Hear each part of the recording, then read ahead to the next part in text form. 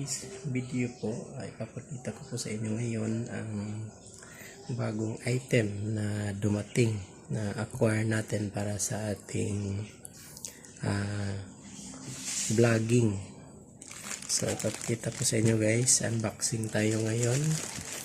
So nakikita nyo sa screen, ito bago lang dumating.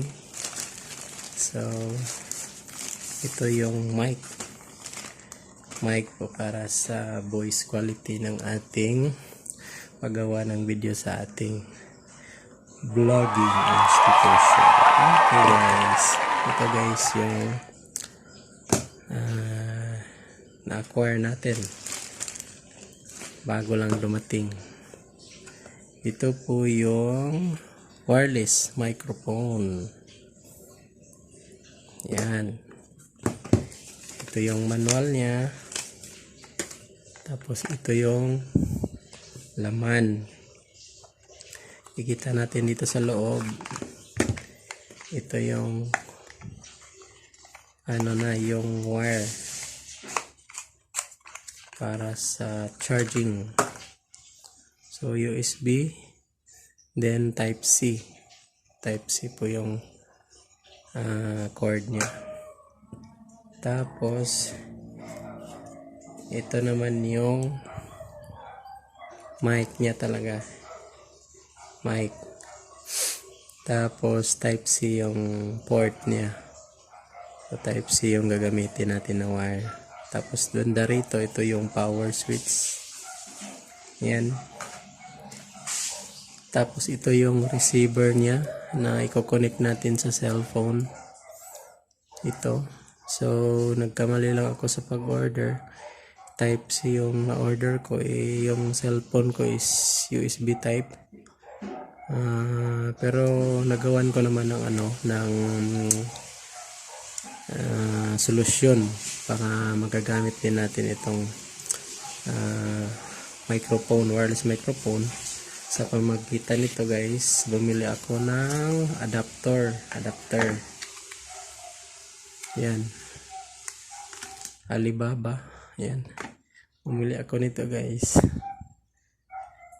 Type C yung yung port niya, tapos dito yung USB type. So sold ba rin, so hindi masasayang yung na-acquire natin na gamit. Saksak natin dyan, type C. Yan, so pwede na natin gamitin sa cellphone na kagaya nito guys, yung port niya.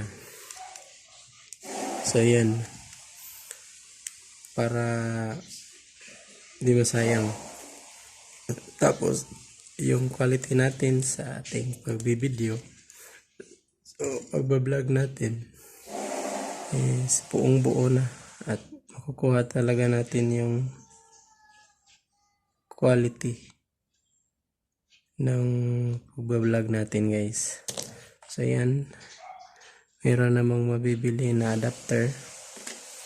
Tapos yan, maganda kasi may may foam siya para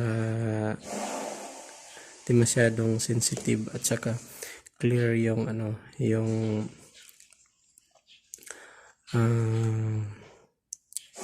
quality na marireceive na boses. So yan guys, yan, kikita nyo dyan. Yan yung gagamitin natin sa next video natin para maganda naman yung boses natin, para clear sa ating iba pang video na gagawin. So yan. Tapos so sa pag-charge, dito lang natin isasaksak, type C ito.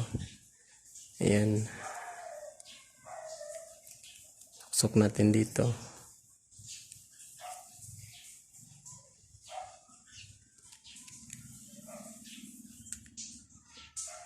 Ayan, tapos any charger na pwede nating itusok, good pa rin, sa charge pa rin yan.